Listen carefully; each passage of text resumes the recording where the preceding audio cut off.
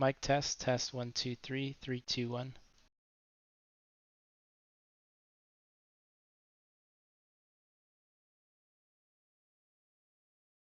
Hi, it's Evan, co-founder of Flight Simulation Association.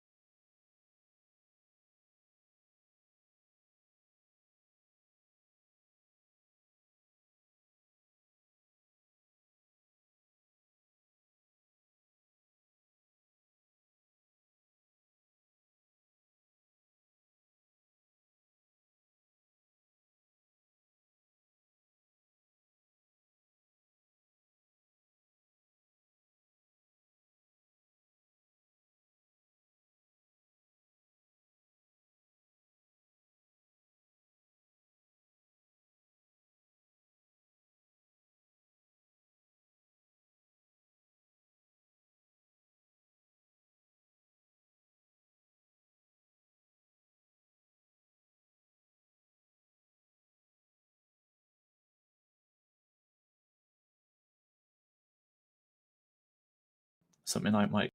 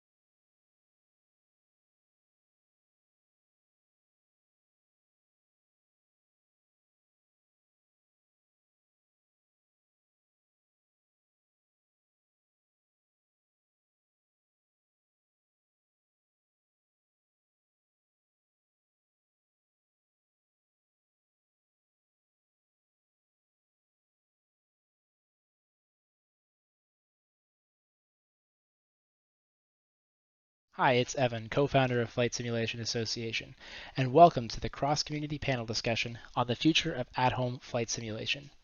You should be able to hear audio coming through now, and now's a great time to check your audio and sound settings to make sure that you're ready to go when our live presentation begins in just a few moments.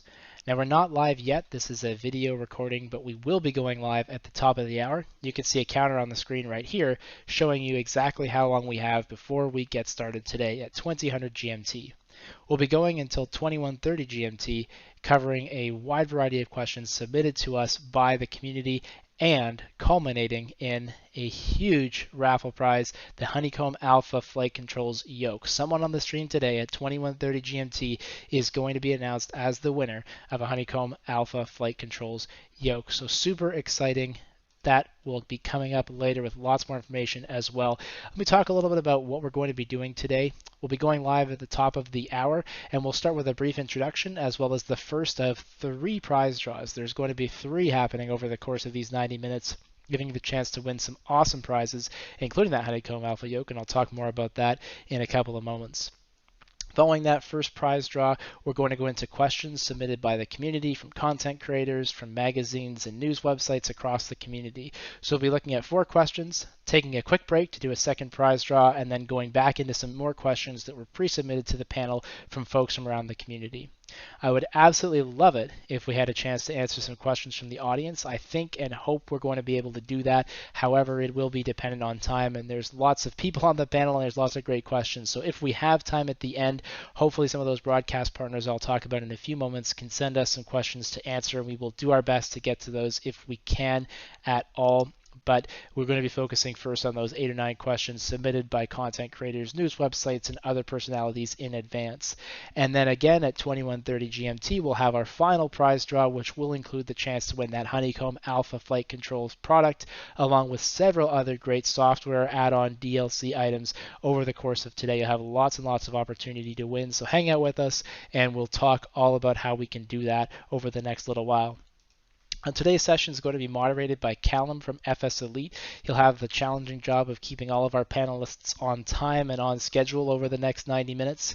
And I also wanted to talk about something we're doing that might be a little bit different. We have 6 different developers on today's panel, and by my calculation, that means there's probably about another 700 or so who can't be on this panel. And of course, with the video format, we'd love to have as many people on as we could, but once you get above about 6 or 7 people on a video call, it's kind of difficult to get a word in. And so we thought, how else could we try to get developers of freeware and payware products, large and small, to be involved in today's discussion? And we've come up with this thing we call the developer chat.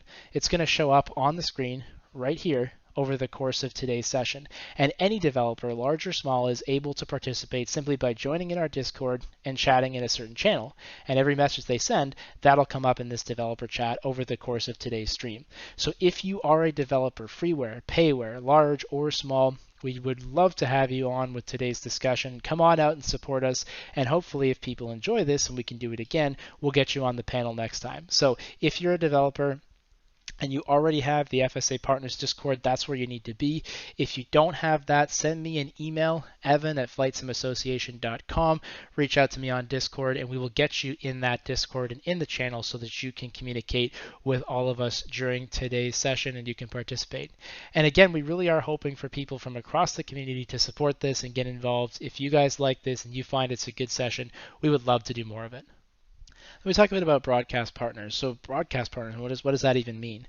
When we were thinking about how we could run this stream, we realized that first of all, we at FSA are definitely not live streamers, and most flight sim developers, they also don't do a lot of live streaming. They're focused on development. And so we thought, we don't want to take people away from content creators. We don't want people coming to our YouTube channel or going to Flight Sim Association. I mean, hey, if you're watching on there, like, phenomenal, and thank you, and we'll absolutely hang out with you. But we thought, could we make this a bit of a broader community event where people could really kind of hang out with those people that they usually are chatting with and enjoy the presentation and enjoy this experience in kind of a unique way. And so we came up with this concept of the watch party. Now that's a little bit new to us here in flight simulation, but it's very common across other games and other large e-sporting events. And we reached out to content creators and we said, look, if you want, why don't you restream today's presentation? So instead of just having people watching it on Orbx's YouTube channel, people could actually go and hang out with you, and they could watch your reactions and chat with you and kind of experience it with you in person. And if with me, I'm a VATSIM controller. I work in a specific area of the Northeast. And if I were watching this, if I wasn't here hosting it, I'd be hanging out in the TeamSpeak with whoever was around, just watching and kind of chatting along. And so we really want to encourage people, if you love to use YouTube and watch content creators there, if you like Twitch and like to watch content creators there, or if you're part of a VA or your community, use this as an opportunity to hang out with people and don't just watch it on your own. Now, again, if you are on your own, that's cool. Watch it with you on the Orbx YouTube channel. We'll be hanging out with you on Flight Sim Association. But if you are someone who loves to go online, here are some names that you can follow, and there may be others that have joined on since we created this. If you're on YouTube, Oz Flight Simmer, SimFlight Pro, Captain Bob Flight Simulation, Flight Sim Geeks, and SizzlingPopcorn.ca. That'll take you right to his YouTube channel. They're all going to be hosting these watch parties where you can hang out, watch with them, hear and comment with them in real time, and get their experience and their take on things. And on Twitch, we've got Chewy, Forder Learn to Fly, Mustafa, and Two Tone Murphy, who are all restreaming this. And again, if you're a content creator, you want to get involved, feel free, jump on, restream this with us as well, and connect with your audience and use it as a bit of a chance to hang out with your viewers where you're not always the one on the camera. Just share your reactions, share your thoughts, chat with people, and kind of make this a nice community event. I was on watching Two Tone on Twitch on Wednesday and kind of hearing him talk about this, and he's like, so they said watch party. I don't know what a watch party is, but it's going to be fun. We're going to do it. Going to crack open a couple of drinks and just see what happens. And that's great. You know, we would love for this to be a true community thing where people can hang out in their respective communities, where you can take part in this as a bit of a group activity, something special to do on a Saturday afternoon for us here in North America, evening, and wherever you are in the world, hanging out with us. We hope you have a good time, and we hope that you can do this with some people who are special to you in the flight simulation community. And I really want to talk about coming together, because that's a big part of what today's presentation is all about, and really what we are about at Flight Sim Expo and Flight Simulation Association. If there's one thing that I think our community could use, it's a little more love. It's a little more understanding of what's going on. You know, sometimes I read comments when a developer makes an announcement or when someone comes out with something new, and those comments they can be really tough. And sometimes, you know, we forget as we start typing away on that keyboard that there's real people behind these companies and these organizations. And many times that might only be one or two people. So if you're out there saying developer X sucks, really you're saying this person sucks, because that's their company and there's maybe only one of them. They probably do this part-time. They probably have another job. They probably wish they could spend more time on flight sim stuff, but they can't, because it's hard to make a living in the flight simulation world. Believe it or not, with people saying that prices are too high, it can be very challenging for companies to be able to recoup even just the base investment in the technology they have to buy to make the products, never mind covering the costs of their own time. And so if we at Flight Sim Association can play a small role in helping people understand what goes on behind product development, what some of these developers are up against, we would love to do that. And we'd love to help bring our community together in ways that are a little bit different than what we usually see. I talk to developers on a regular basis who say, I'd love to announce something live, but I'm not comfortable doing that, because what if people don't like it? What if the reaction is negative? And people are worried a little bit about what might someone say. So let's try to build some understanding over the course of today's session. Let's have some fun, let's chat, and let's connect in ways that right now, obviously, we can really only do online with everything going on in the world. Now, of course, we do have Flight Sim Expo coming up, and Flight Sim Expo, it's all about this. It's all about that one-on-one, in-person experience of getting to know people and really understanding the folks who are behind the products that we make. Not everyone can come to the show this year, which is why we're doing an online event, and it's also why we started Flight Simulation Association. It's about giving people these unique ways to kind of come together outside of the forums, across different communities, bringing content creators together, bringing developers together, and doing stuff that maybe we don't get to see every single day in our flight sim community. And I do think that's extremely important for our industry, and I hope that people, whether you're a simmer, a content creator, or a developer, consider getting involved in that type of a mission. So whoever you are, if you're watching, thank you for being here and for being part of today's show. And if you'd like to see more of this, you can help us by sharing the news with your community, with your Discord, with your social media, with your Twitch channel, whatever it is and wherever you are. Please bring in people and use this as a chance not just to sit and watch with us here on the Orbx YouTube channel or on Flight Sim Association, use it as a chance to watch with your friends, and let's come together as a community for the next 90 minutes and have a good time and have a really, really interesting discussion. And of course, for those of you who are able to make it, we'd love you to come out to the show in San Diego in September. If you aren't able to make the show, we can do that online only. And it may not be possible this year, but remember, it's not just us. There's shows in the UK, there's one in the Netherlands, there's one in Australia, and we'd love to see more of that. Bringing flight simmers together in person is such a unique and cool thing. And of course, when we can't do that in person, Flight Sim Association is a way that we've used to try to keep the community connected in between the big shows. Again, we don't want to be content creators, we don't want to be live streamers. We would love to work with you people who are doing that kind of stuff to help share stuff like this. And so again, if people enjoy today and find this interesting, we'd love to do some more of it, and you can help that by just sharing the word, finding out more about Flight Simulation Association, or just by sharing the link to today's session as we go and get started. All right, I promised I was going to talk about giveaways. Now is the opportunity. Here we go. We are doing the first of our 3 live stream raffle prize giveaways starting right now. So here's what you need to do. Go to flightsimassociation.com/contest. flightsimassociation.com/contest. Now, anyone can do this. It is totally free. You do not have to be an FSA member. If you are, thank you for the support, but you don't have to be. Anyone can enter. We're going to ask you for 2 pieces of information. We're going to ask you for your email address, and we're only going to use that to tell you if you've won, unless you opt in for more. And we want to ask for your name, and that could be a name, it could be a username, whatever you'd like to refer by if you are the winner. And I have to say your name, whatever you want me to say, put that in the second question.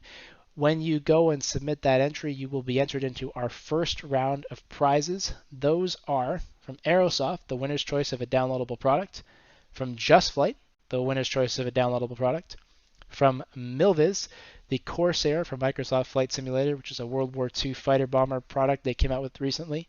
From Orbx, there are 2 chances to win, and that'll be anything you want from the Orbx Direct Store.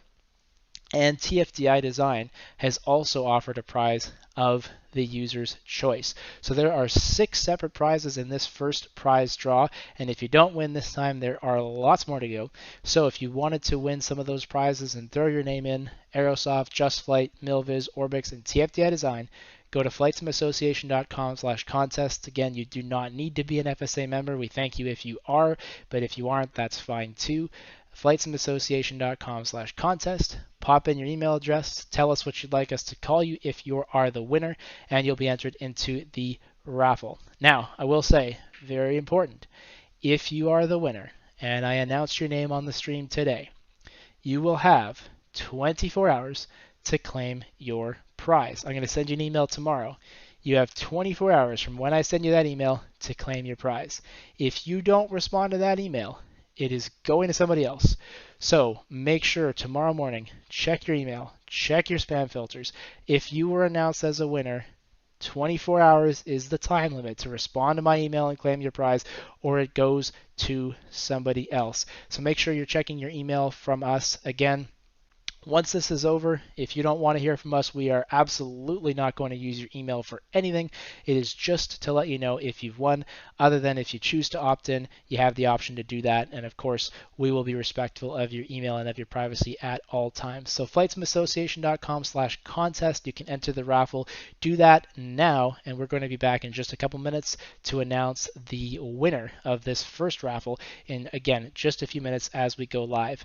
Thank you so much for being on today. We're very excited to be hosting the first ever, I think, cross-community panel discussion live with 6 developers moderated by Calum from FSElite. Huge thank you to him for being here, to Elise and the team at Orbx for partnering with us on this project. We hope you find it a lot of fun. We hope you're going to be able to watch it with a content creator or in your own community.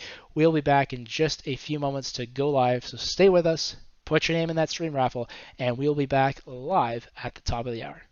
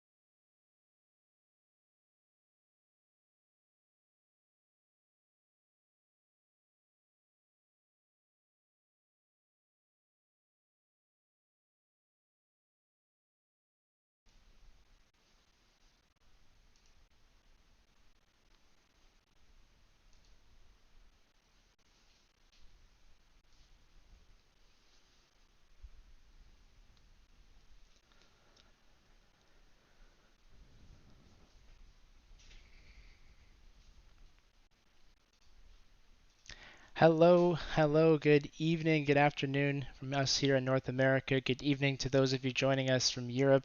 Very good early morning to those of you in Australia joining Orbx. And hello, wherever else you are watching the first ever live cross-community panel discussion on Flight Simulation Association in partnership with Orbx's Fly July. Very excited to have panelists here from across the community talking all about the future of flight simulation. What does it mean that we have the console release coming up in a couple of days? What's going to happen to existing platforms like P3D, X-Plane, Aerofly, and others? And what are things going to look like in the next few years in our hobby? We're talking about all of those things with panelists from across the community here in just a couple of moments. My name is Evan. I'm one of the two co-founders of Flight Simulation Association. We're very excited to be hosting today's presentation. We'll be getting you over to those panelists in just a couple of moments. I want to take a second just to chat about what you can expect over the course of the next 90 minutes today. We'll be starting off with a brief introduction from me as well as the first of our 3 prize draws. We've got some amazing prizes, more than 25 giveaways happening over the next 90 minutes. Once the first prize draw is done, we'll go into 4 questions submitted from people across the community, magazines, news sites, content creators. We'll then come back for a quick break, give the panelists a moment to stretch, do the second of our 3 prize draws, answer 4 more pre-submitted questions, and if there's time, we'd love to get into questions submitted by the audience and our broadcast partners. Fingers crossed on that one, but I don't want to make any promises because at 21:30 GMT, we are going live with our grand prize draw. There's going to be 13 more prizes at 21:30 that I'm going to announce, followed by the Honeycomb Alpha Flight Controls yoke. So stick around with us throughout the panel. Lots of opportunity to win some amazing prizes. And let's get that giveaway contest started right now. I see many people have already gone ahead and entered. If you have not yet entered, now's a great time to go to flightsimiassociation.com/contest. Put in your information, your name or whatever you'd like us to call you if you're a winner, email address. We won't use that email unless you want us to talk to you. And go ahead and do that right now. You're going to have 3 separate opportunities. This is the first one. Do it once. Don't do it 10 times. Don't do it 15 times. Do it once. And then I'll let you know when you can go ahead and do that again for our next round. While you're entering the contest, let me tell you about some of the broadcast partners we have today. We see this a lot in other parts of gaming and in other esport type activities, not so much in flight sim. We reached out to content creators. We said, look, I'm most certainly not a live streamer. Developers, they develop products. They don't really live stream. But you content creators do an amazing job. I'm constantly in awe of what you're able to do. So we don't want to be competing with you for people's attention. We want to work with you. And so we're really excited that you're helping us spread the word today. There's people on YouTube, Oz Flight Simmer, SimFlight Pro, Captain Bob Flight Simulation, Flight Sim Geeks, and Sizzling Popcorn. Thank you guys for helping to support on Twitch. I'm going to wave to you. I can't see you, but you can see me. I hope you wave back. Chewy94, Forder Learn to Fly, Mustafa, Two-Tone Murphy. Hello, everybody.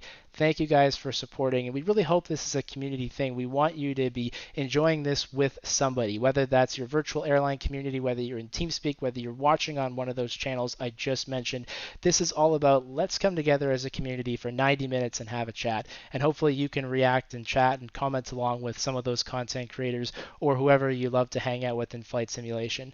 And please tell your friends about this. If this panel goes well and if folks enjoy this, we'd love to be able to get together maybe a couple of times a year, do a panel on hardware, do one on content creation. Maybe we can get some of the big simulator manufacturers out to talk with us too. So we'd love to do this a little more often. Please spread the word, share the link wherever you're watching this right now, wherever you can, and let's get some people involved and let's give away some awesome prizes. A couple of big thank yous here to Elise and the team at Orbx of Fly July for making this all possible. Thank you to them. Thank you to Calum from FSElite, who's helped us with promotion, but more importantly, is here in the hot seat of moderating, trying to keep us all on time and on track. And now, let me take you to the first of what is going to be 3 prize giveaways over the course of the next 90 minutes. My co-founder and colleague Phil has put together 6 names. These winners are going to take home, firstly, winner's choice of an Aerosoft downloadable product. That is going to, and I apologize because I'm sure I'm going to mispronounce some names here. We'll see how that goes. That's going to Grant. So Grant will talk about how you can claim that prize. Just Flight has donated a winner's choice of their product. That goes to Sizzling Popcorn, one of our broadcast partners. Awesome. Congratulations on the Just Flight product of your choice. Good time to pick up the Warrior maybe that just came out. Milviz has given away a Corsair from Microsoft Flight Simulator, that World War II era bomber, to Hishem_S92. We've got 2 Orbx prizes. Pick anything you want on Orbx Direct. Ethan and Heza737, congrats to both of you. And TFDi Design, winner's choice of a product goes to Fly Dr. Corvette. So congratulations to the 6 of you. Now, those 6 people that I just named, as well as everybody else who wins today, you're going to get an email from me today or tomorrow. You have exactly 24 hours from when you get that email to respond to it and claim your prize, or it is going to somebody else. So check your email, check your spam filters starting tomorrow morning, and make sure that you reply within 24 hours. There will be lots of more opportunity to get in on the giveaways in the next couple of moments, so stay with us all the way through today's presentation, and we'll talk more about how you can do that. Let me now jump into one more thing before I hand things over to the panel, and that is our developer chat. So we've got the developer chat happening today, as well as the live panel. We've invited developers from across the community to participate. For those who couldn't be on video, they can hang out with you in the chat. So developers who are watching, say hello. Use this as your opportunity to connect with the community and share your perspective alongside those who are commenting on the chat. And let's get things going. Calum, a real big thank you to you for moderating today. I will hand over control for the next 45 minutes, and let's have a great show. Evan, thank you so much for the introduction, and hello to everybody at home who is watching the first cross-community discussion. So my name is Calum, I am from FSElite, as Evan has said, and today I'm going to be the moderator looking after all of our fine panelists today. So without further ado, we're going to go through each of them just so they can introduce themselves to those of you who are watching, and we're going to begin with Aerosoft. Hello, good evening from Germany.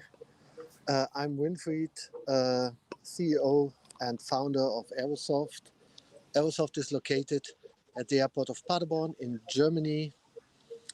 And Aerosoft is mainly a publisher and a distributor of hardware, as well as the worldwide publisher of the Microsoft Flight Simulator Retail Box and Explain Retail Box. Fantastic. So it's really fantastic to have you today, Winfried. Now let's head over to HeliSimmer.com. If you could just tell us your name, where you're located, and quickly just describe exactly what you do for the community. Hey, thank you, Calum. Hey, everyone. My name is Sergio. I am the founder of HeliSimmer.com, a website dedicated to helicopter flight simulation, and I am in Portugal. It's really nice to be here with all of you. Thank you for having me. Wonderful. It's a pleasure, as always, to have you on any panel, Sergio, and welcome. Now we're going to head over to Hype. Hey everyone, I'm Steve, co-founder of High Performance Group, new developers to Microsoft Flight Simulator for the Airbus H135 and Airbus H145 helicopters. Our team is multinational, but I am in Tampa, Florida, and we're just happy to be here amongst a great community of developers. Thank you, Steve, and welcome to the panel. We're now going to head down under over to Orbx. If you could say hello, that'd be great. Hi, my name is Anna. I'm the CEO of Orbx. I am located about an hour and a half out of Sydney. Our main office is in National Fields in Victoria, and we've got a team in the UK as well. So welcome to everybody that is watching that. It's 6:09 for me a.m., which is probably better than some of the other guys here. We make scenery. We started off with airports. John started the company in 2006, and we've been developing recently for Microsoft Flight Simulator. We've been doing other lines of products like cities. So we're definitely known for scenery more than anything else, although we're trying with aircraft a little as well. And thanks for hosting this, and looking forward to the panel. Excellent. I think we all are. Thank you very much, Anna. It's great to have you on the panel. And now we're going to head back over to the States, and we're going to have an introduction from Parallel 42. That's me. Hi, everyone. Edson, Managing Director with Parallel 42, one half of the team. Hi, Kevin. We build very immersive products in P3D, and for Microsoft Flight Simulator 2020, we brought you the Sky Park and the recently announced Freedom Fox, Trent Palmer's legendary aircraft, coming soon. Based in Kansas City, Missouri, just across from KMKC, downtown Charles B. Wheeler Airport. Hi, happy to be here. Thank you, Edson. Always a pleasure, as always, to have you on any panel as well. And by no means least, last but not least, we have TFDi Design. And I promise you, I didn't put you last. It's just in alphabetical order. Oh, it's okay. Now I know. Now, hello, I'm Colin. I'm the CEO of Invernix/TFDi Design. We are application and aircraft developers. You might know us for PAX and the 717, and now hopefully soon the MD-11. Soon. It's a pleasure to be here, and thanks for hosting us, and thanks for having us. And, and of course the location, not too far from Tampa ourselves. Yeah, your backgrounds are completely different. Amazing. Well, thank you so much to all the panelists who are joining us today. We have a really action-packed 90 minutes, so we're just going to try and keep the pace going.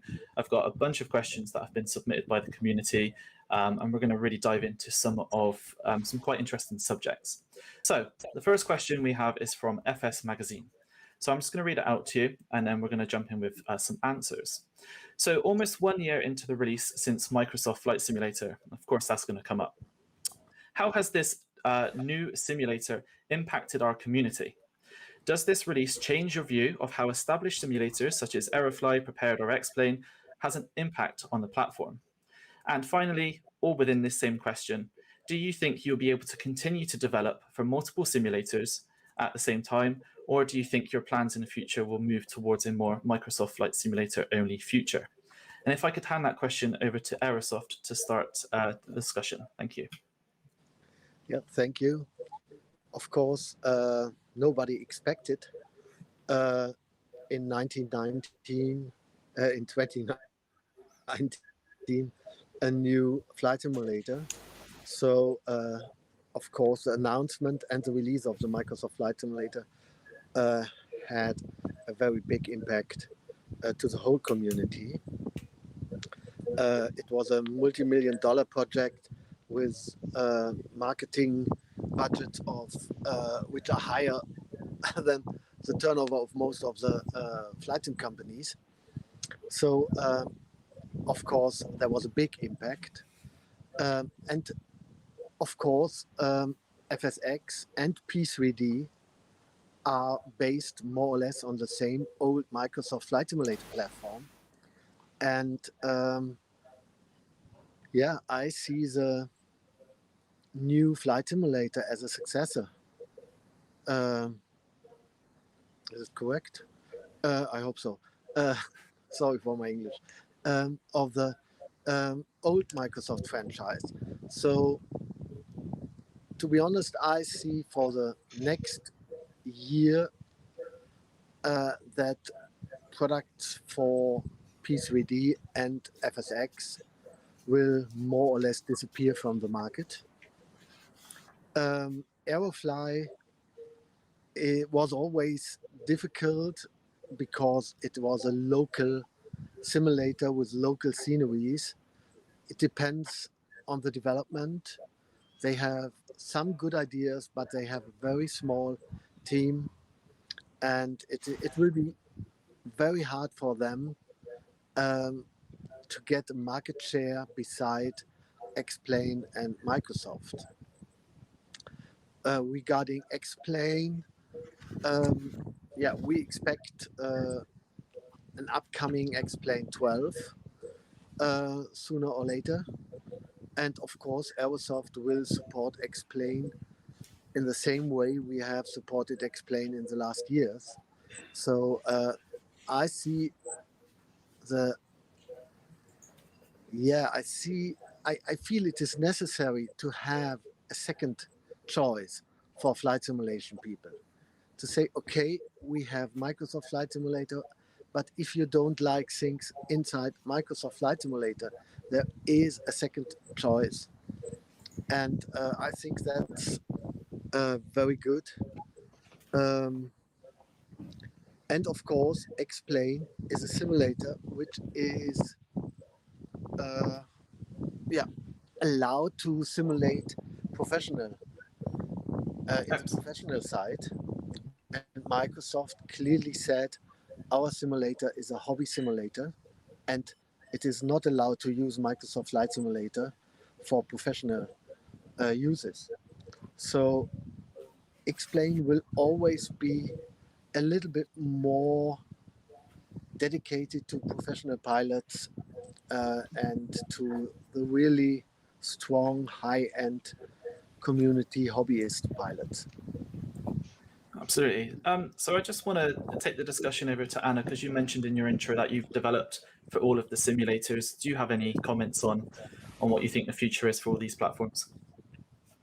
I think that I want to anticipate too much of what's coming up, but the Xbox is also going to introduce a whole set of new audience. So we're really going to have a number of platforms that address the needs or the wishes of different kinds of users. So from my perspective, from Orbx, what in our roadmap, we definitely continue to develop for all of them. Now, Aerofly is a small market, so we've got a few products there. We haven't really done anything for a while, but we will continue to support the users for each platform, including P3D. So we're definitely not pulling out of that. Good. Anyone else want to jump in on this conversation? Yeah. Go ahead. Yeah, the only thing I would say, I agree. The choice is always best for the community. I think we will see the simulators continue to branch off and maybe specialize in some different type of characteristics that user base is looking for. So I think that's always going to be a great thing. And also the developers, especially us here, we're going to show up to where those communities are. If there's a user base there, no developer is going to completely abandon that platform. So I want to just ask Colin then, just for a second. So you're currently developing your MD-11, so for prepared. So where do you kind of see the market for yourselves at the moment? So, I think there's always been a strength in portability. The MD-11 currently we have slated to come out for both MSFS, assuming that we don't hit any technical roadmaps, as well as P3D. I think eventually down the road, as Winfried said, it is possible that MSFS could become a successor to some of the sims we know now, but I just think there's certain limitations in the way, and that might not happen in the next couple of years. I might disagree there. So I think it's something we've seen in other industries where you've got PS4, Xbox, Switch, desktop, PC. You've got all these different platforms, and certain titles that become really well known work on all of them. I think that might end up being something that is brought into our industry a little more, where that portability is key to creating a compelling product. Very interesting. Edson, you were going to say something just a moment ago. Yeah, I think there's space for overlap, right? So at that expo, we announced on stage the Sky Park, and it was to be exclusive to Prepare 3D. Little did we know that sitting in the bar later, we would see a video at E3 of 2020 being teased, right? And then radio silence, as we on the back end sat and said, well, where's the best place for the Sky Park? And so we brought it to 2020, right? A business decision, but also a decision for the best experience of our customers. I think that there's space for a company to have multiple portfolios, right? We have our P3D portfolio of tools. We've got our 2020 portfolio of tools, now expanding into aircraft and scenery as well. And there's room for that. Why would we not? There's this professional market sitting in P3D. We're still getting business development opportunities in P3D. It's not over yet. Yeah. This is not. Sorry, Calum. This is not the first time we have this conversation. If not at this formal level, which we are doing right now, but this is not the first time it happens, right? We have been hearing this for years. Every time there's a new version of a sim, well, first of all, we have the community saying, "Oh, look, it's going to kill every other sim out there." But the truth is that there is space, there is room for all of them. And the only thing that I think is really quite interesting in my perspective is the actual leap. Well, first of all, it's the fact that it was a complete surprise. Like Edson was saying, we were just hanging out on bars and talking to each other during Flight Sim Expo, and all of a sudden, bam! We were at the epicenter of everything that was related to flight simulation, and we had this huge bomb being dropped on us from E3. But I was saying that I think that the most interesting part of all of this, it's the giant leap that Microsoft Flight Simulator is actually taking in regards with the previous version. So I think that is what actually rocked the boat more. And of course, the giant marketing that Microsoft has put behind it, and the fact that it's coming to Xbox, etc. So I, from my perspective, not as a developer, but from someone that is working with developers, I think there's going to be room for everyone for quite some time. There are things that you can do in P3D and X-Plane that you still can't do in 2020, and we won't be able to do for some time to come. So the runway is a very long one, and we'll see what happens at the end of that runway, right? But we're still early roll here. There's Agreed. still time. Yeah, absolutely. And I want to come back to the whole community question at the beginning of what FS Magazine were asking. So I'm just going to go to you, Sergio, but what have you seen happen in the community since that announcement and kind of where we are almost a year since its release? Well, one of the things that we knew that was going to happen, and that was something that right from the start we realized, because we know that Microsoft has the ability to do that and to play the marketing, play their marketing very well, was a bigger amount of people coming into flight simulation or returning to flight simulation, because we had a lot of people actually returning to sims, people that completely abandoned sims for quite some time, and now they saw Microsoft Flight Simulator, and it was very interesting, and they thought it was very interesting. So we are seeing more people coming into flight simulation. But unfortunately, we are also seeing a bit of negativity in the community because of the fact that we are going to have Xbox players with us now. And I know that this is something that all of you, and Hassan is laughing already, because he knows exactly what I'm talking about. And yeah, I'm sure pretty much all of you have seen this negativity in the community. We don't even have this version out, and we already have people complaining and being very critic and almost poisonous. Well, not almost. I think they are poisonous. They are being injecting poison into the community just because, for some reason, they see these Xbox newcomers as something very bad, which I tend to agree on one side and tend to disagree on one side. And why do I agree and disagree?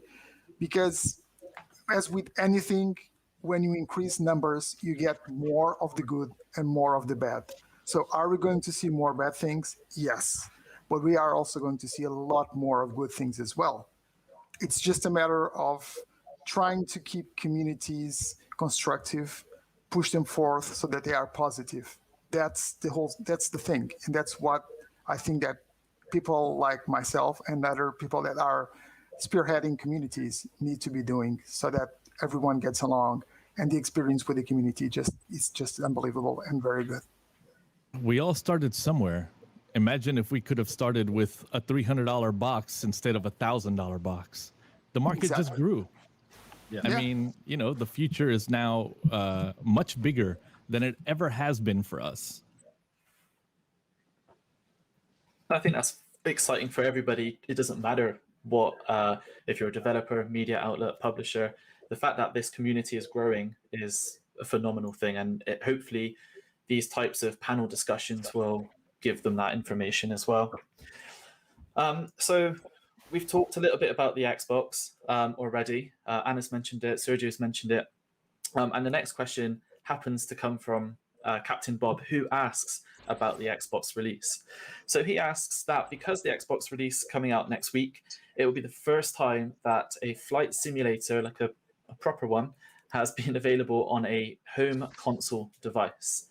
which ultimately means we're going to have a lot of gamers come and try the sim possibly for the first time, and especially with the accessibility of Xbox Game Pass, where millions of people don't even need to buy the sim to be able to jump in and fly. So the question is for you, Colin, at TFDi. So what do you think about having these gamers on Xbox coming into the hobby and coming into the simulation community? I think it can go one of two ways. I think if the technical requirements for us as a developer community to support it are there, and if we as a community foster the growth, I think it has the ability to, as you know, Sergio said, to bring in an enormous amount of people. And I think we should be doing everything we can to welcome them into the industry. You know, that means great things for us as a community and as developers. But I do think it has the potential to create what is almost looked at as another platform. So, you know, you'll have PC, Xbox, X-Plane. I think that could end up being that way too, depending on how it's implemented. But I think it'll be up to us to allow people to explore the interest and show them what flight simulation is all about, without having, like you said, without having to spend $1,000 on, you know, to get into it. That's a huge barrier to entry for a lot of people. You know, and flight, I'm going to say the awful G word, flight games have always been popular here. And I think kind of having that bridge between the flight game on an Xbox and the super hardcore desktop stuff that we do, you know, now, I think that's awesome to have. And I think it could be a bridge for a lot of people. I'm with you. Look at a title like Grand Theft Auto. Yeah. So many people play Grand Theft Auto on a console, but then so many graduate into a PC. And that title has had a lifespan that is just, I mean, it's on God mode. Literally 10 years now on that title, and it's still fresh. It's fresh because a modding community keeps it fresh. People continue to build on that game, things to do, purpose in the game, mods that keep people interested, role play in that game. Yep. Just, you know, that's what PCs allow people to do. You can't do that on a console. You can't mod it on a console, but on a PC you can. And so I agree, there's this path that people can take into this community. And I think, and I'm going to put you on the spot. You are in a position where you're probably seeing the amount of quality freeware developers that are coming out and reaching these payware levels. I mean, the number of freeware developers that are out now it's unbelievable. It's like FSX days back again. Yeah, the world is a big place, and there is a lot to do. So I think I actually really like to see how the mods, you know, for scenery specifically, are actually flourishing. I think it's actually good for all of us because it just shows what you can do. So there is definitely no issue. I mean, we do freeware as well. And I actually think that having that higher quality is pushing everybody higher. And this is good for everybody. Always competition is good for everybody, right? Because the consumer wins out of it, wins because of the pricing, wins because of the quality of it. I think that if I can just go back to the Xbox question, I actually think that the Xbox is going to bring flight simulation to as many people as possible, and it's going to make it accessible. And I think this is great. So I really, really hope that with the introduction of the Xbox, there will be people that never thought about it, but they also, you know, pick it up because they want to just explore stuff. We are all in lockdowns. You know, I don't know. Australia is in lockdown, you know, one after the other. So I don't know about you guys, but, you know, picking up your remote, you know, picking up the controller and just go and see places that you've never been before. And that's why we want to make it realistic. We want to make it, you know, so realistic it's like being there. And that I think is going to be the power of bringing a cheaper console into the house, and then it can become a, you know, not just, you know, a gamer picking it up, but really sort of showing how big the world is and all of the fantastic things you can go and see. This is my hope that the Xbox is going to do. It will really recreate the world in great detail and bringing it to everybody. I think this is the Yes. difference between what we've seen in the past from other flight games. This is the actual experience. This is a like-for-like PC on a console experience for all these new people. So I'm quite interested. I'm going to head over to Aerosoft and just ask, people will want to download all these like airport packs and aircraft, like the CRJ, for example. How do you guys at Aerosoft feel about the Xbox?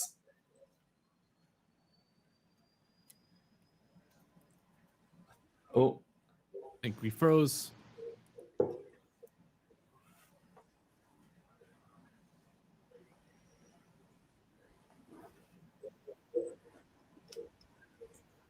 Oh, we see advantage, a big for flights. The entrance level into flight simulation will go from, or let's say, $1 for high-end PC and the software. Having connection problems. yeah. Down to buy a new. Yeah, Calum, if I could, I just had I did have one comment I wanted to make. Oh, sorry. So it is 1/3. Yeah, I think let's just mute Winfried for just a moment. And yeah, Steve, if you want to go ahead. Yeah, the other thing, obviously we're talking about the community growing with the the influx of the Xbox players. I think the only way this can be negative is how we accept these players into the community. That's really the only way this could turn out negatively. Anna brought up a great point of how it's already causing developers to think about this new influx of players, and we've even seen this from Asobo, which they're bringing these benefits that are going to benefit even the PC players in terms of the performance and also just making it a more accessible experience for these guys to even come into the community. And I mean, this is I don't want to say an argument, but this is kind of an opportunity that's going back for many years where even maybe real life pilots have always kind of maybe looked down upon on the flight simmers. So now we have this situation where now flight simmers are looking down upon these Xbox players where really, hopefully the idea is that they come in, they get a warm welcome, they graduate the PC maybe, and then maybe someday they even graduate to the actual real life aviation field. So I think we just all need to keep a positive outlook and do our best to receive them. Definitely. Amen. Here's a bit of a curveball for you all. Do you think it's about time we stopped saying the word game in such a negative connotation? Because every time you see that in a comment section, or I'm probably going to get loads of comments now, you can't call this a game, and Colin mentioned it. Ultimately it's on a gaming console. So is it about time we drop this whole hate on the word game when we talk about flight simulation? I think we're 20 years late.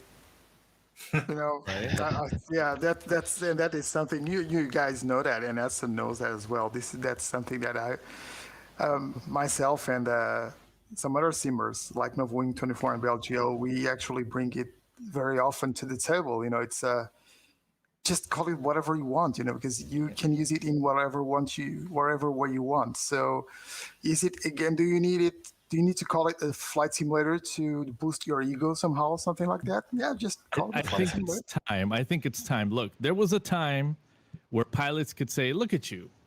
You're sitting at a desk flying an airplane. Well, the future is, look at you. You're laying in your bed flying an airplane. You're leaning on the couch flying an airplane. The time is now. I mean, it's a game. And if somebody wants to correct it to it's a simulation, cool. That was the response I expected, to be honest. Somebody had to ask. So there is now I'm gonna get flamed. I think we all probably are already anyway. But moving on from that, because I don't want the comments to explode and stuff on that comment anyway. So there was a follow-up one to the Xbox stuff. Now, I don't think any of us are going to know the answer, so this is going to be quite a good discussion point. But obviously, the Xbox platform itself, the Xbox Series S is £249. I don't know what it is in your local currencies, and the Xbox Series X is like $449. So, like you were mentioning earlier, super affordable. And from the videos, the very few videos that we've seen so far, performance seems fairly stable for those more intense areas. But do you think that people will use this as an opportunity to get into the sim nice and cheap and get it running, but then use their Xbox for adding like home cockpit type of builds and stuff like that through the console? Or do you think people will stick to the PCs for the whole home cockpit side of things? Let's start with you then, Steve. Yeah, I think it's interesting, and I'm thinking of myself because I, first and foremost, I am a user in the sim world as well.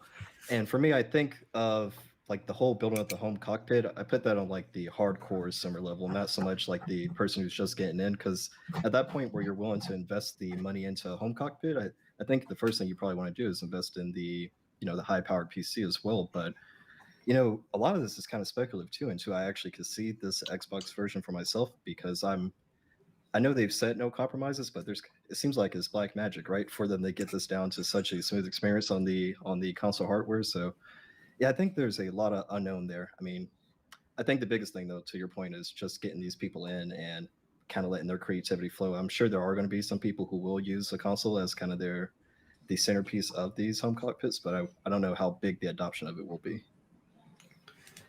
I mean, I guess you have to define what home cockpit is, because for some people it could be just having, keyboard and mouse, or it could be having the full experience. Like we were talking prior to going live about the Turtle Beach, that hardware looks incredible, for something so kind of affordable, just plug and play. Absolutely. Yeah, that's one of the questions, Calum. First of all, you need to define what is it that a home cockpit is for you. Because a home cockpit can be something as simple as having a couple of monitors, a yoke, some pedals, a panel, or something like that, and you're set. And that's the first thing that you need to understand. And the second one is how far does the Xbox allow you to add other type of hardware?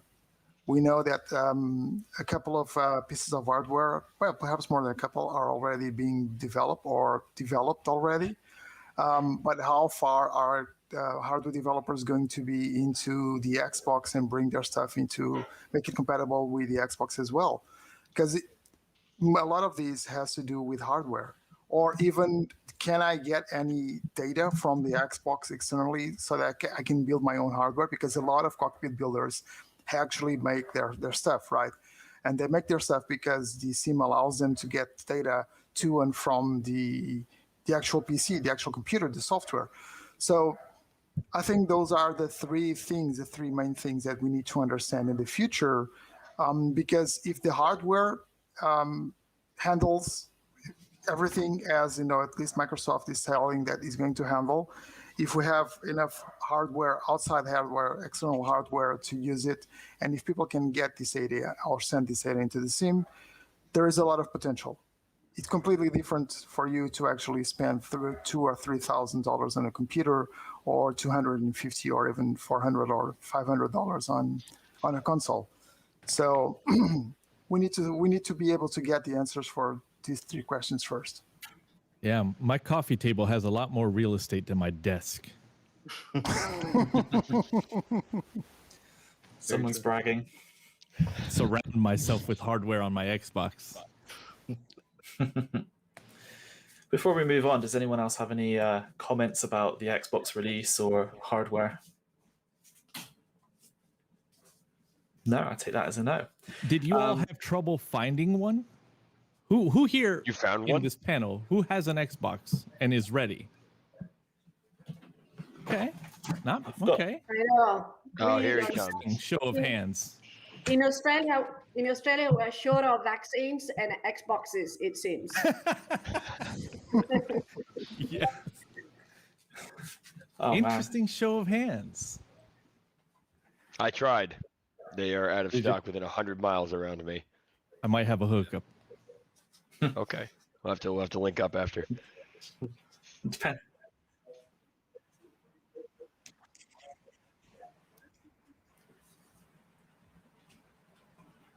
Oh no, you've cut out again, I'm afraid. Just on the punchline. Right? Suspense. Dan. What we'll do, we'll during the break, we'll try and get the connection back and then we can quickly just cover that, what he wants to say about the hardware, because I'm sure it's going to be interesting from Aerosoft's perspective. I have a recommendation. If somebody could just pass this on, perhaps he could go no video so that it uses less bandwidth. We'd love to have his audio, you know? Lovely. I think Evan's going to try and help us out with that Yeah. bit. Perfect. So I just want to move on because we can't spend this entire panel talking about Microsoft and the Xbox. There are still other simulators out there, as we've discussed earlier. So this question is slightly different, and I think it's going to be a really interesting conversation. So the question is, what impact does piracy have on our community? And I think we'll take that over to Sergio to begin with as kind of the community representative here, and then we can see what the developers think of that as well. Oh, I'm so glad this comes out on a panel and we are able to talk about it, because it's very important that our community is aware of piracy and the damage, especially because a lot of I think that very often people still don't understand that, even though we're not talking about, and it's funny that Winfried was telling me earlier off the record about the fact that hardware is harder to pirate, obviously. But we do get the notion that, well, if you go into a store and you just, you grab some pedals and you leave without paying, that's stealing. And people understand that's stealing. If you just copy someone's software, an airplane, an add-on, whatever, copy and paste it and bring it home or send it to a friend or something like that without him paying for him to use something that he should be paying because it's payware, people tend to see it as something in a gray area. It's not exactly stealing. It's not the same as grabbing those pedals, the physical items, and going home without paying. And I think people need to understand that it's as much stealing as grabbing that physical item and bringing it home without paying. It's not just a matter of stealing. You are hurting the developers. You are hurting the companies that do this. And a lot of the times, for some reason, I don't know where this comes from, but people are against the fact that some people out there, some companies out there are, for profit, which is kind of normal because people tend to want to put food on the table, right? And that's how they put food on the table. Some people are lawyers, some people are doctors, some people, some work on whatever stores, and these people that are behind companies, just such as yourselves, that's how you pay your bills. That's how you make money to pay rent and to put food on the table. And by stealing them from their goods, by distributing these goods instead of getting others to buy it, you are actually reducing their profit. You are actually reducing the amount of money that goes into their companies. So they are making less money. And if this doesn't bother you from the humane side, you are taking away money from people.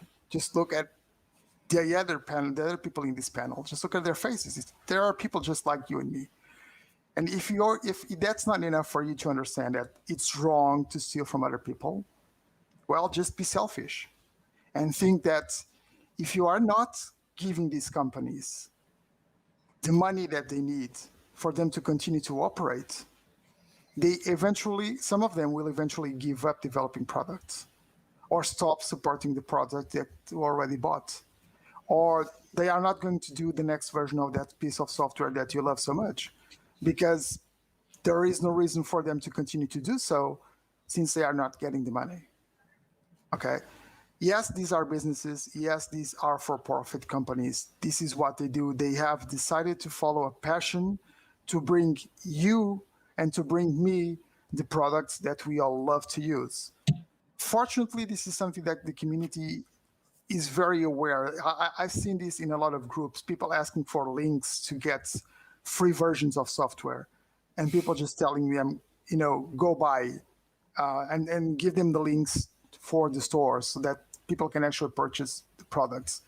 And very often when someone tries to insist or someone joins the bandwagon and goes into, PM me, I can get you a copy, these guys are usually banned from the groups. So fortunately, we do have a big awareness from the community, and people are really active. And they actually get to moderators and tell us that, this guy is trying to pirate software, et cetera, et cetera. So there is a lot of awareness in the community, and I'm really happy that happens. Piracy is not a joke. Piracy really hurts companies, and it hurts business, and it hurts the community down the road. Sorry, I'm just way too passionate. I could be the whole 90 minutes talking about this. I mean, yeah, there's obviously some developers within this group as well. So I don't know, Anna, do you want to kind of go from a developer's perspective? Yeah, I mean, kind of Sergio touched on all of the points. There's not a lot more to add to that. I do think that I just want to maybe use slightly different language to the profit thing. And this is probably more from my perspective. The profits for us get invested in to make products better. So this is not about getting rich. We're not getting rich on it. I don't think anybody here is really getting rich on it. For us, really, we transform Orbx into a company that is giving full-time jobs to people, and you kind of have to pay them, and you want to pay them enough so they, continue to do it and they don't go and do something else. And so I actually think that the piracy is really hurting, maybe even firsthand, those people that are actually trying to have a full-time job doing something they really like, instead of doubling up being, a school teacher or a doctor or lawyer or something. I don't know any lawyers that do development, frankly, but they probably make enough money being lawyers, actually. But if you have another job and then offline you kind of do you do development. So I do think that that's really what is hurting most of all. And I would steer away from this idea that we're kind of, super commercial and we try to make lots of money out of it, because it's just not true. In fact, what we're trying to do is to make our prices. You probably have noticed that Orbx has made its prices a bit lower on the Microsoft platform, trying to get the volumes out of it so that we actually pay off for the products. And I can tell you lots of our products, maybe the investors in my company wouldn't be happy to hear this, but a lot of our products actually don't even break even. But so why do we do them? Because we think it's a good thing to do, right? It's like sometimes you make a movie and you don't make any money out of it, but you think it's a good thing to do. And so we continue to do this because I believe that the better the simulator becomes, the more people it will attract. So I think eventually we will create a larger group of people that are, accessing the simulator, and the community will grow. So that's really why we are investing the money also in loss-making products. Don't say this to my investors. I mean, I think we all started with a journey, right? I mean, we all probably worked for someone else before having the incredible opportunity to work for ourselves. And, I'm happy and very proud that I get to call it my full-time job, right? Having left Silicon Valley. Anna, you remember the journey for me personally, for Parallel 42 personally. Yeah, we were the first third-party partner in the Orbx store, and we came with an idea, a concept, a plan, and the rest really is history, and we are where we are today. And we're proud to be able to call this our full-time job. But we can really only do that with that community support, right? Because it is a business. We have to eat. I have to pay rent. We need internet to be on these calls. But I've got a very interesting other perspective. We also don't spend too much effort. I don't know if lamenting is the right word for this, but over piracy, because I'll be frank, I spent many of my childhood years in a third world country, and I know what it's like to be in a country where you cannot go out and buy a legitimate DVD of anything or a legitimate CD of anything, and there isn't enough bandwidth to download anything, everything is piracy. Retail stores are piracy. Printed covers, catalogs on catalogs, walls filled. Microsoft Flight Simulator, absolutely. Orbx collections, Aerosoft collections. I have photographs, but that's what life is like in those countries, right? Shout out to Bolivia and the people watching. So we just kind of understand that it's going to happen. We understand that it's going to exist. So we do the best that we can to kind of slow it down, but then we just keep moving forward without spending too much energy on it. To be very honest, that's been our stance at Parallel 42. If I actually, on a kind of piggybacking on that, our approach at TFDi has always been kind of very similar. We don't spend a ridiculous amount of money or effort on DRM. We have it. We have DRM. But I think the easiest is maybe the wrong phrase. One of the main ways we focus on DRM is trying to remind everybody that we're people. And I know we've talked about that a lot. I'm not going to beat the dead horse, but I think that is the number one thing that people forget. Now, I don't know of anybody in this industry that is like, oh yeah, look at my Lamborghini. That's none of all the discussions I've had with, the people on our team and with partners is we want to offer full-time jobs. We want to give careers to people doing what they love. We all want to create these products that we are excited to play and see and fly or whatever it is. That's the motivation. And as long as you think about, hey, I'm taking from that person, not some nameless, faceless company somewhere, I think that's the thing. That's The as human well factor. our idea. We have seen most of the people using piracy copies are not customers, and they will not become customers because they are kids or they are living in countries where it is not possible to download things and so on. So if you have, let's say, 1,000 piracy copies, perhaps 20 or 30 of them might become customers. The rest would never become customers. So there is not such a big loss for the developers. Some really interesting points. I just want to involve Steve in this conversation. So if you're not already sure, just to catch people up to speed. So Steve, you've made a freeware for Microsoft Flight Simulator and you're heading into the payware market. So could you talk a little bit about some of the development process that goes on behind the scenes that is required to be able to get a product to a payware standard in support of this conversation? Yeah, absolutely. The big thing I would even start off with, even before jumping into that, is what Sergio and Edson both kind of mentioned, which is outside of the human element of us as developers, also think about the impact on the development of products for the simulator.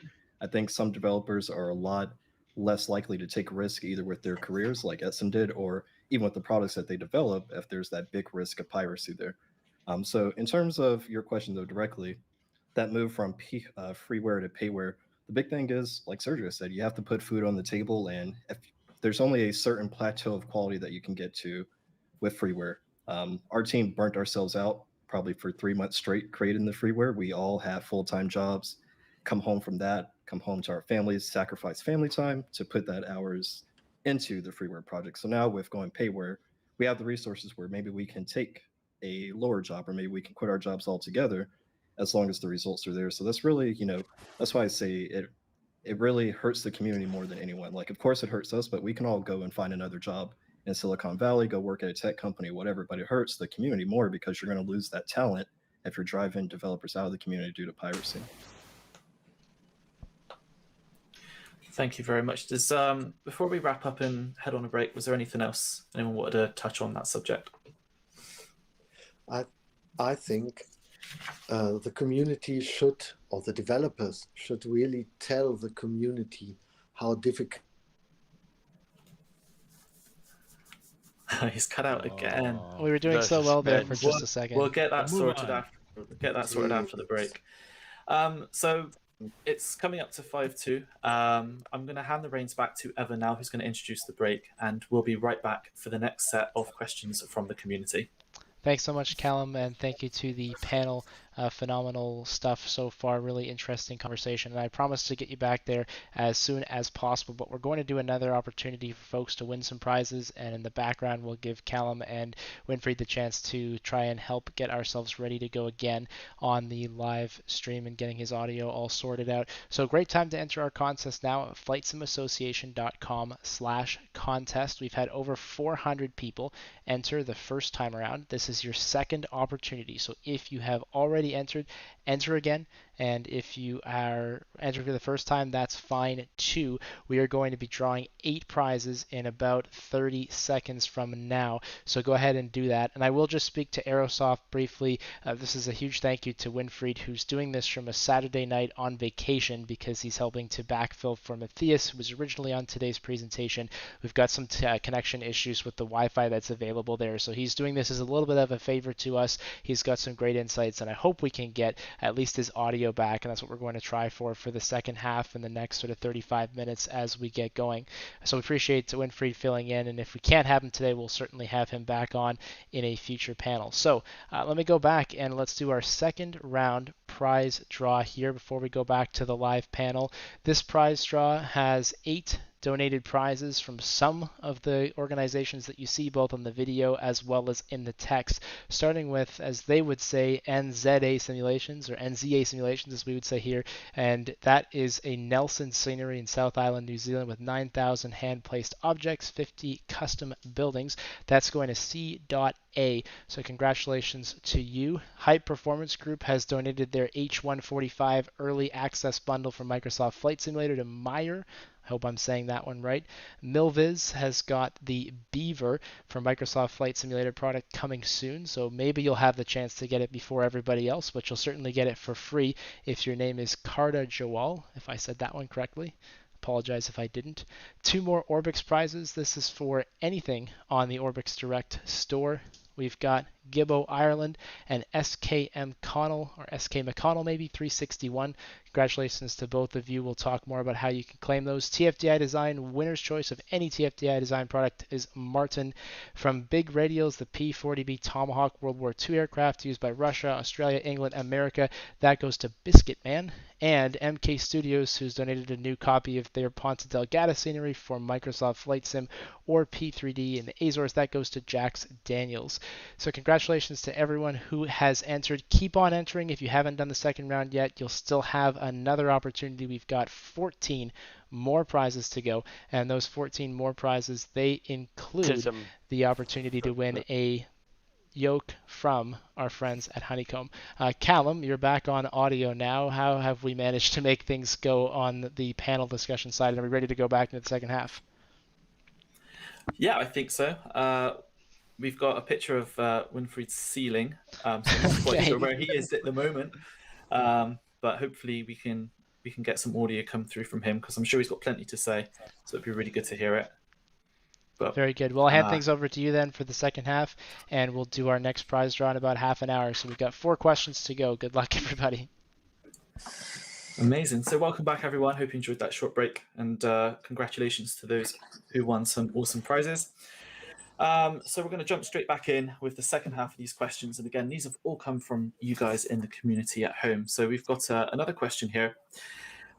So seeing as how the latest sim has a wealth of new technology powering the simulation itself, what future technology or features do you want to see come next in support of your development products in the future? And Edson, we're going to start with you at Parallel 42 on that question. If I don't start this response with access to the camera system, I will be attacked. We're known for chase plane, man. We want access to the camera system. We need access to more data points to further enrich the sky park. Data. There's still a lot of data that we can't touch with external applications. And I think a lot of that has to do with maintaining an ecosystem in the sim that will be conducive to running on a platform like Xbox.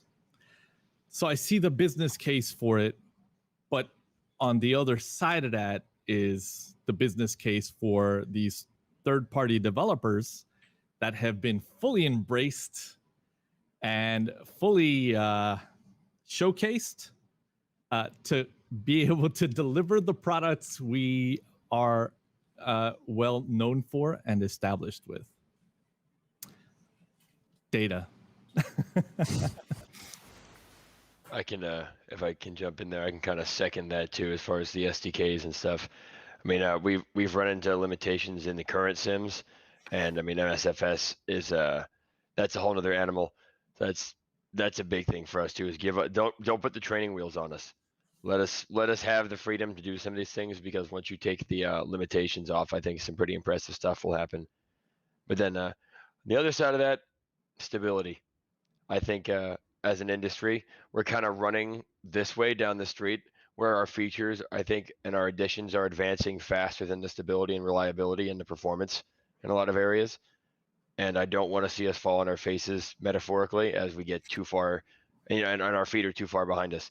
So I think I implore anybody that, if Microsoft, you're watching me, or anybody else is listening, please, reliability is a feature.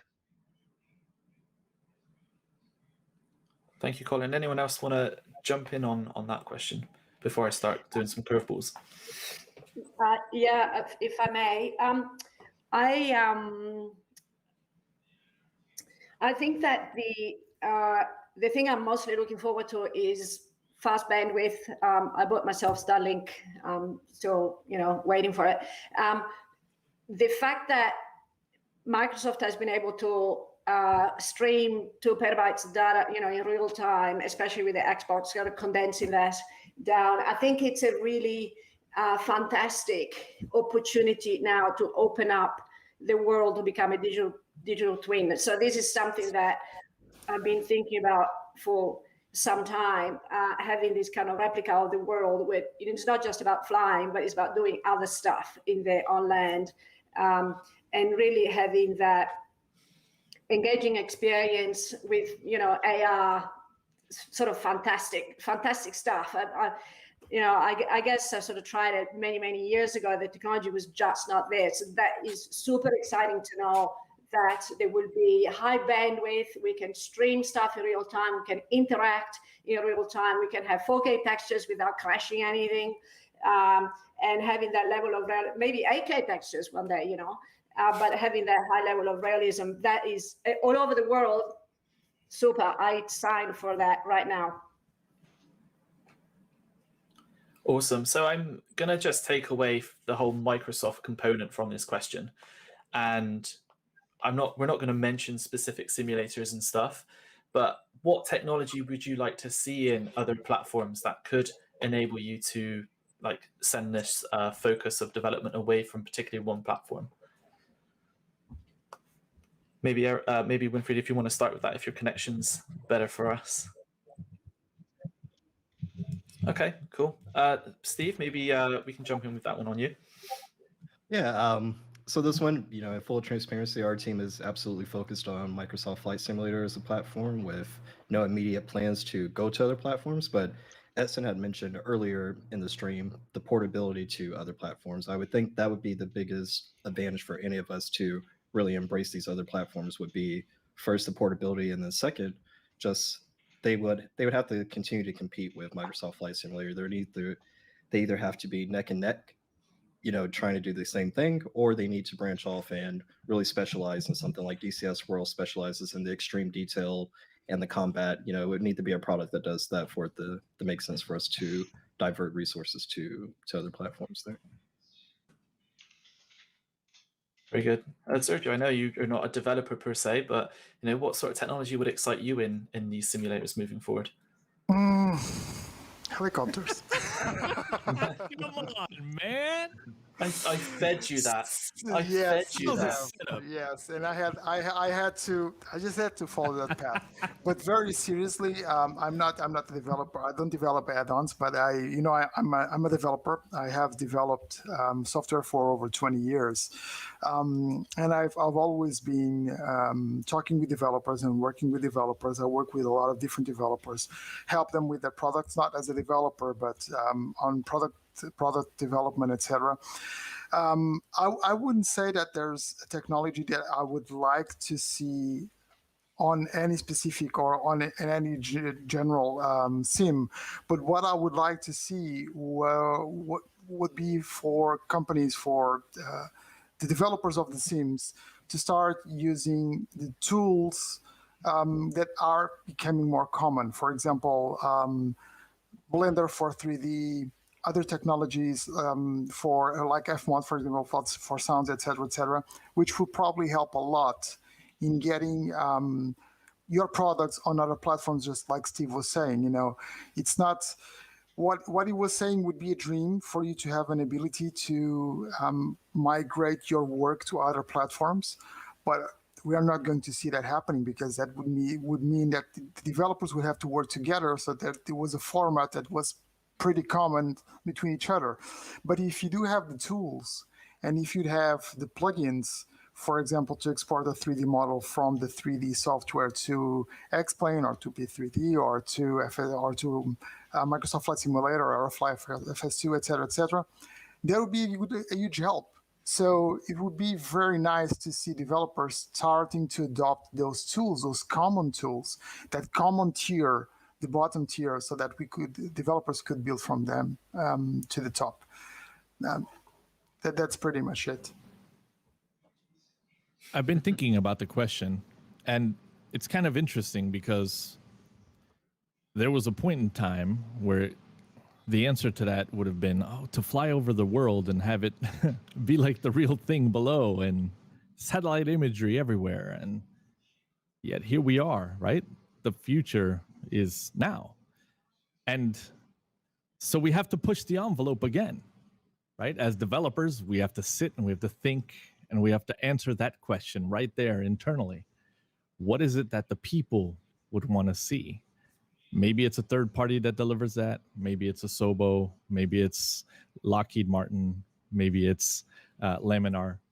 The future is a really interesting question right now, because we've come an incredibly far distance already with this platform. Mm-hmm. I've got no solid answer for that one, man.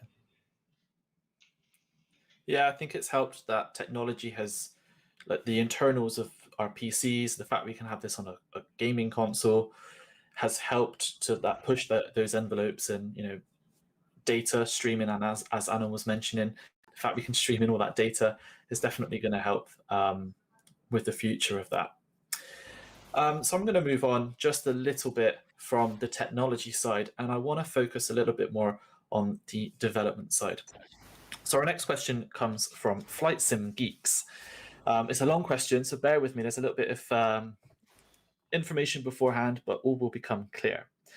So they say Microsoft Flight Sim has created the next generation of developers, some of whom are releasing what experienced simmers might call incomplete products, whilst other brand new companies are creating high quality add-ons. And this is very much the focus in the freeware side of things as well, he says. So the question I'm going to ask to Steve, obviously with your current your release. So how do you feel about kind of the freeware market? What experience have you had within the freeware market? And do you think this new sim has kind of invoked that freeware, that collaborative approach across the new sim? Yeah, I think, honestly, I think what's happened so far has been great. Anna was kind of commenting earlier on that, the creation of a lot of scenery. I think that the platform itself, just because of the accessibility of the SDK, is obviously spawned this whole new generation of developers. Even us ourselves, we saw with our Airbus H135 as we were creating that, the amount of people joining our Discord, day by day, who created their first scenery for the first time or created their first livery for the first time. So it's great to see that. And I think the other thing too, like we all said earlier, we all started somewhere in this community. So it's great that these people are coming in at the freeware level. Maybe they stay there, or maybe at some point they graduate like us into the payware side. I think the biggest thing though to kind of make out there is that there isn't this exact equation where the dollar or the freeware amount really equates to quality any longer. It really is, you have freeware developers who are exceeding the quality of payware developers sometimes, and then you have the opposite, also happening. So I just think it's really great that we just have the community there available, and that the freeware is in such large quantity, and that there's, great platforms that make that accessible to the community right now. Absolutely. So at the start, we functioned with a very closed door mindset at Parallel 42. Yeah. We have to deliver awesomeness. We have to focus. And then as this community of developers grew, and as wonderful resources like FlightSim.2 came to be, we started to identify a lot of great talent out there. And it's safe to say now we function with a very open door policy. So if you think you're building something awesome, contact us, because we're hiring and stuff. We want to identify what these next big things are, who these next big thinkers are, because we want them on our team, right? I think this is the way things are going to advance. That could be a payware developer that exists today and we function as a partner, or it could be some kid in Bolivia that pirated Flight Sim that we're going to make possible for him or her to be able to afford to pay for it and to feed their family by putting them to work. And I'm open to all those scenarios. And I think that really, it boils down to the simple fact that we're seeing a lot of great quality out there, from both free and from the competition in the water and payware. Amazing. Oh, sorry. No, you go ahead, Colin. I think there's always going to be a space for freeware and, like, any type of user generated market like that. I mean, it's the reason that our company even exists.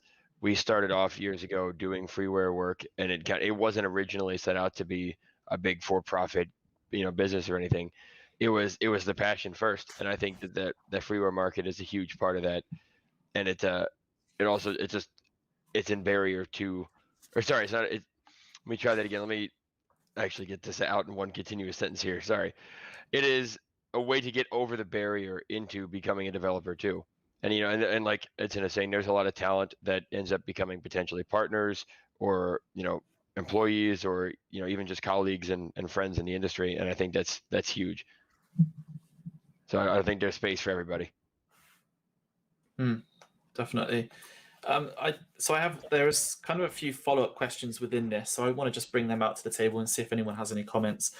So I'm going to direct this one to you, Anna, because I think this is quite an interesting one. So obviously you guys at Orbx released the Optica, as you mentioned at the very beginning of the panel. A couple weeks, I think maybe even a few months before that, a freeware version of the same aircraft type was released, and I've seen it so many times. Why is there two of the same thing within this niche community? But from your perspective, what do you guys do to justify the fact yours is a payware versus the fact there are freeware ones out there? Yeah, well, first of all, we had started developing the Optica long before the freeware was launched. And so we were halfway through and we said, there is a free version. It's the same with Innsbruck, for example. It's one of the premium airports in the Microsoft simulator, and Jared was our developer on it. We kind of thought about whether we should do a version for that, and he did, and it's payware, and it's very successful. So I don't think that I think that freeware is so first of all, freeware is also a try before you buy sometimes. So Orbx has got a lot of freeware because you just kind of you see how things are and what the quality is. So I'm in favor of that. You kind of learn skills, and and you get better. So we have lots of developers that started to do freeware that started working for us. Like I think Calum was saying this earlier. In terms of the having two copies of the same, well, there are lots of handbags in the world, or shoes, female topics. But like Louis Vuitton, you kind of get a lot of imitations, and you get the real thing, and you get the the free thing, and I think it's. I honestly, I don't think it's a problem. I think it's just just different style of the same thing, and things get just executed differently. So I don't have any issues. I don't have any issues about other people doing the stuff that we do as well, because it has happened. So there are some of the products that are being developed by others, and it's okay. As I said, it's a big world. There is lots to do. So I want to get your take. Sorry, go on, Edson. Go ahead. I was just going to ask Sergio for his take from like a community leader standpoint on the freeware payware argument. Well, I was kind of grinding, laughing at the beginning, and I think Edson was as well, because you touched the point here with that question that is really important and is really interesting, which is something that I have been publicly talked about it as well, which is the fact that, first of all, this payware versus freeware thing, it's nothing. It's again nothing new. It's something that we always had in the community, and some people just want to use payware. People just want to use freeware.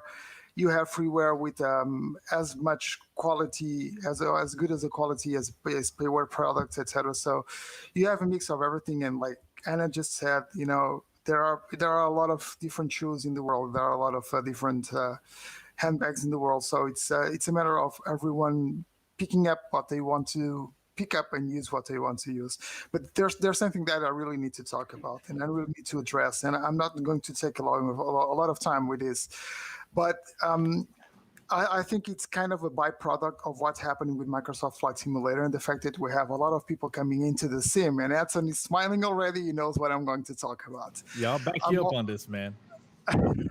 I'm not going to talk about specific companies or specific products, but we have had quite a few payware products out there. There are just absolutely terrible. They are just terrible products. And some companies, some teams, some developers are just taking, in my perspective, they are taking advantage of this new huge amount of people coming into flight simulation.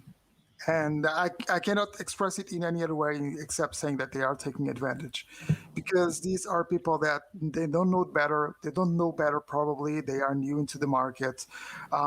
They don't know products. They see a 3D model and they think, okay, this is cool and this is very beautiful. I want to use this in the sim.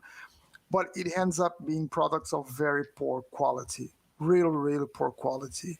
And again, I'm not going to name names, but I've seen absolutely terrible things. And a lot of people have pointed me to blatant, and even in the 3D model, there are some very, very ugly errors that are just, it's impossible for someone that actually takes more than 30 seconds looking at it, don't see it. So, not against payware, not against freeware. I think both work together. But please, people, when you are buying these products, just take a look at what you're buying and ask the community about them. Because we cannot let these companies, these teams, these people just take advantage of our community, of you guys that are jumping into flight simulation because you enjoy aviation and you enjoy flying the sims and you are starting to enjoy the community.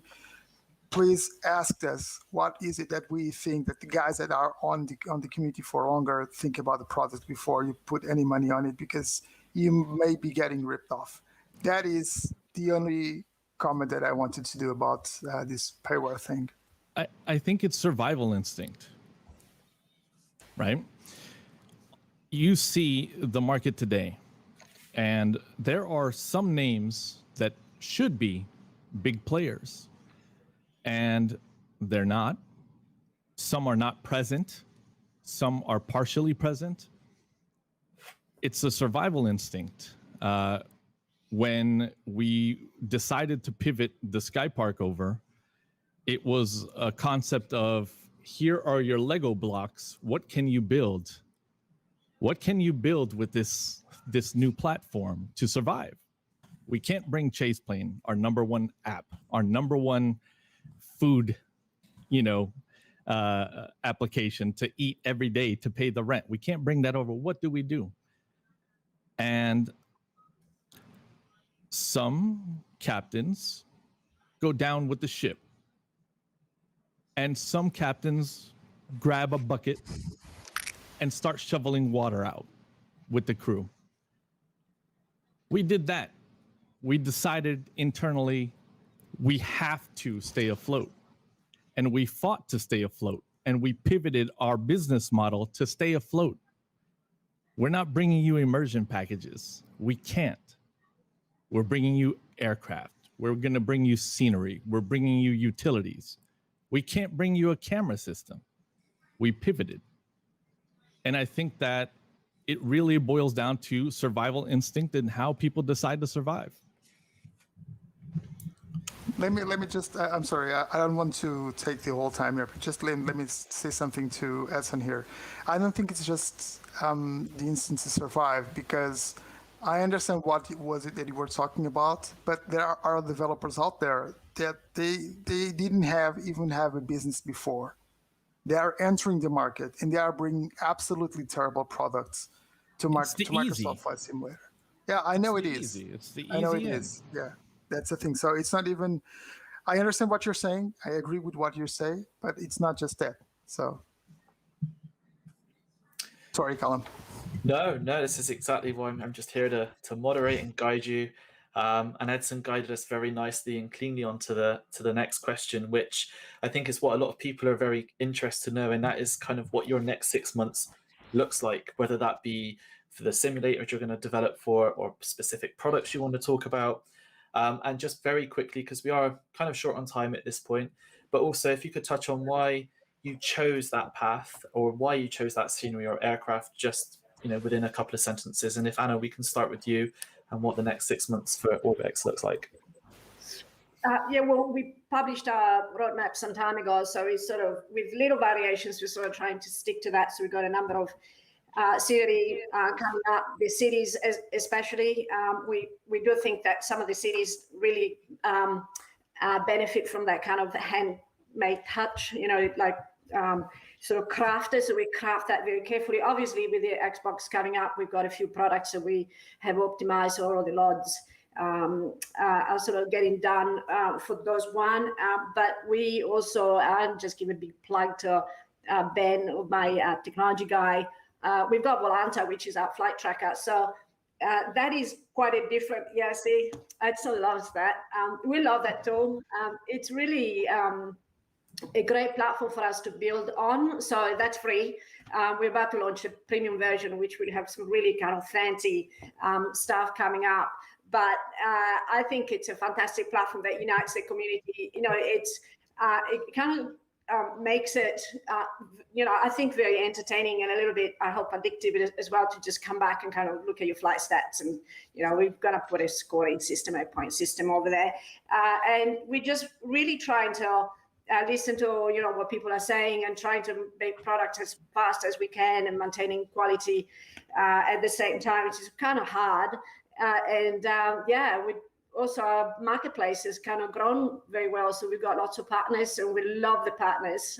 Some of them have got phenomenal products that we really love to spruik. And so we just continue to do that.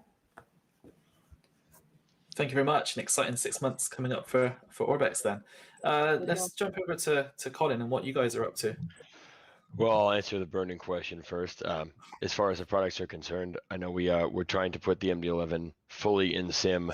I'd say 6 months is a loose term, but I know we're pushing really hard to see that realized, hopefully in both P3D and MSFS.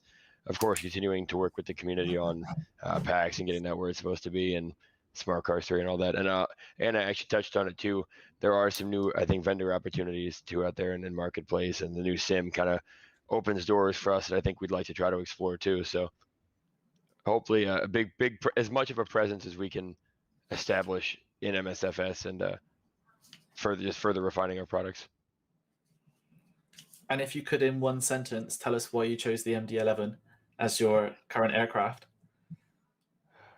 Well, the semi-sarcastic answer is, how could we not? It just made sense. That's my answer. It just made sense. Shared a lot of code, shared a lot of knowledge with stuff we already had. It was requested heavily by a lot of our community and customers, and I think it checked a lot of boxes for everybody. Brilliant. Thank you very much.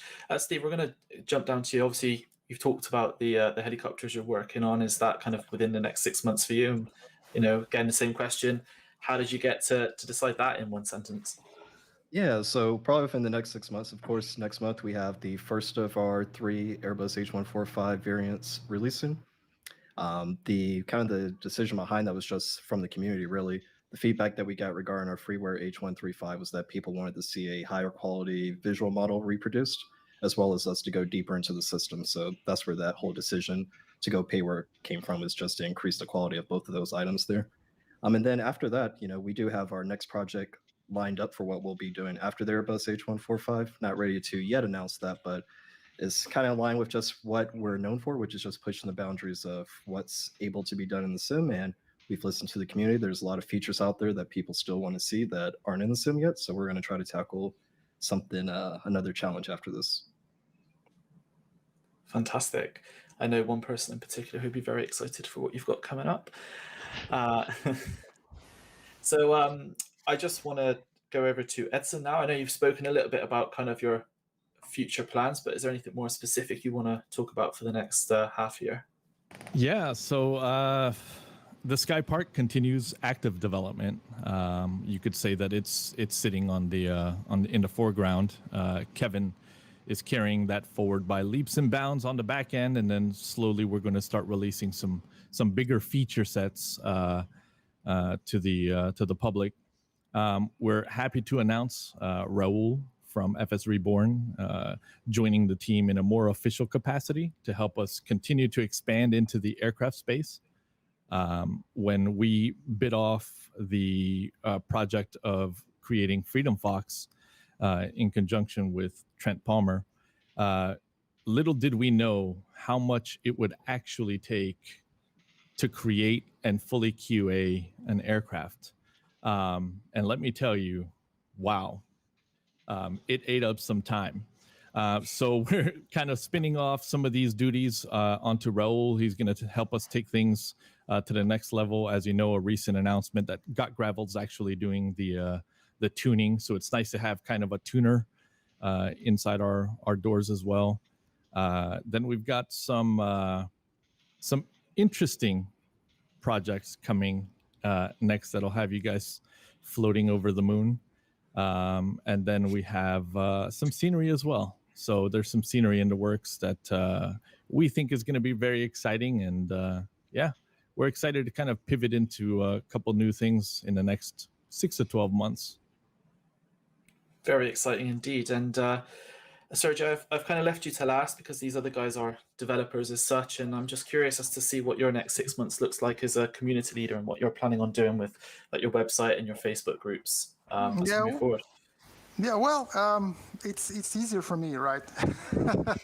It's just a matter of continuing to do the work that I've been doing for the last 5 years and continue to try and grow and foster the community. But at the same time, I'm also working with some teams that are developing things for Microsoft Flight Simulator as well on the background, which we should have some news in a few weeks. So there's some interesting stuff going on there as well. Community-wise, it's just a matter of continuing to do the work. It's just we have a good community, good people. Like Edson once said, we are not afraid to moderate. So we do moderate and we do keep things tidy so that everyone can enjoy the community and help each other. And that's what we are going to do, not just for the next 6 months, but hopefully for the next years. The community is going to grow. Hopefully it's going to expand. helicopters will eventually reach or arrive to Microsoft Flight Simulator, at least natively, because right now we have people like Steve and the team and the other guys that I have talked about, and some other companies and some other teams working on them as well. But they are going to reach to get into Microsoft Flight Simulator natively. So eventually the community will grow. So it's just a matter of pushing forth. Fantastic. Well, I'm afraid, guys, that wraps up all the time we have for this cross-community discussion. Before I hand over back to Evan, I just want to say a huge thank you to everybody on the call today, as well as Aerosoft. Unfortunately, Winfried had some connection issues, but what we'll do is we'll try and get some of the answers from him and try and publish that in some capacity, because I think what he has to say will probably be very exciting indeed. So thank you so much for everyone who's participating. My name is Calum from the FSElite team, and Evan, I'm going to hand the reins back over to you. Very good. Thank you very much to Calum and to the panel for an amazing discussion today. We are going into our third and final contest draw, so go ahead and enter that right now.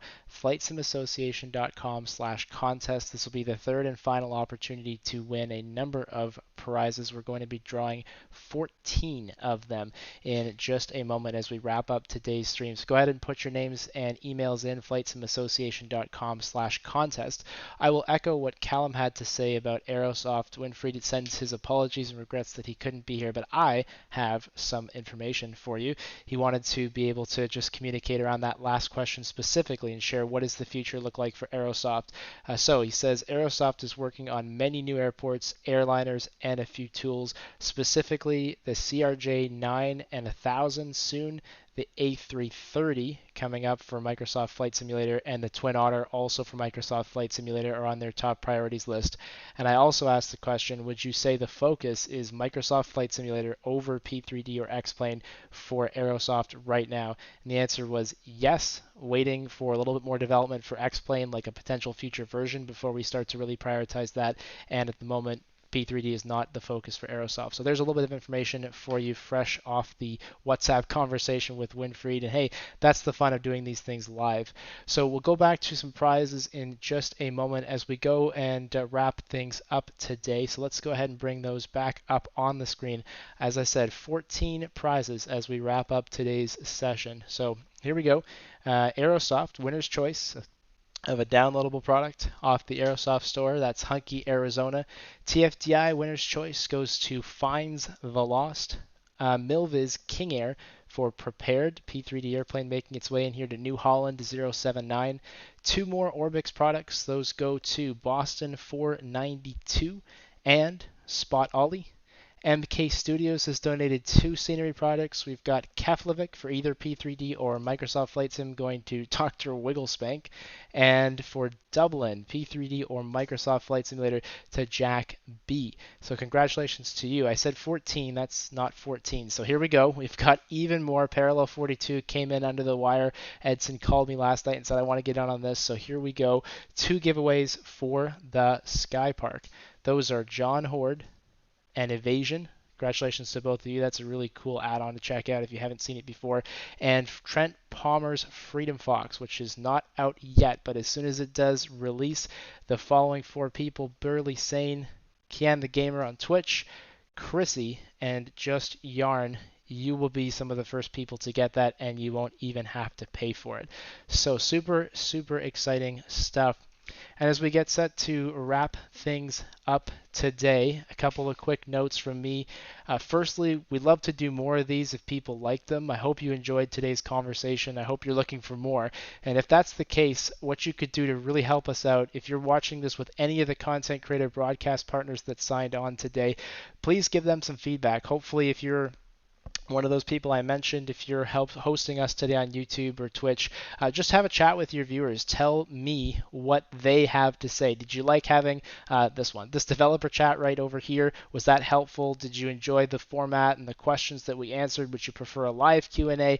We'd just love to hear thoughts from the community on that. So please tell the content creators, and content creators, please tell me so we can roll that into a future potential session just like this one. And developers, if you're not in this one, there it is. There's a developer chat right there, and you want to be next time, send me a message on Discord, reach out to me via email, and we'd love to get you involved in that way as well. And of course, in the next webinar that we have coming up, whenever we decide to do something like this one again.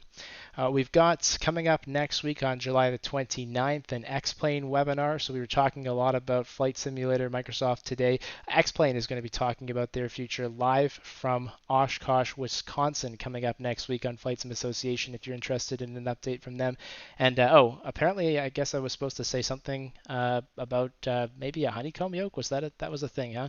Okay, honeycomb yoke. Yes, the grand prize from today. And this one is for all the marbles. If someone has the ability to do a drum roll, please insert that now. The winner of the Honeycomb Alpha Flight Controls is Yusuf K12. So congratulations to you. Huge prize. That'll get shipped right to your home, we hope. And so a huge thank you to you and really to everyone else for putting up with me today and listening to the great conversation from our panelists. Again, we'd love to do some more of this, so if folks enjoyed it, share that with your content creator partners and make sure you give them some great feedback for us. Lots of thank yous as we wrap up. Orbx, Elise, and the entire team there for the Fly July promotion this month. So grateful we could make this work. Calum from FSElite for moderating, the developer chat for being around with us today, those broadcast partners on Twitch and YouTube. Huge thank you to you guys. You help us get the message out there. Our wonderful panelists, prize donors, and from all of us who are here today, from behalf of the panelists, Phil, my colleague Phil on the Flight Sim Association, thank you so much. Good night, and hopefully we will see you at Flight Sim Expo in September. If we don't see you in person, of course, we hope to see you online. Thank you very much, and have a great night.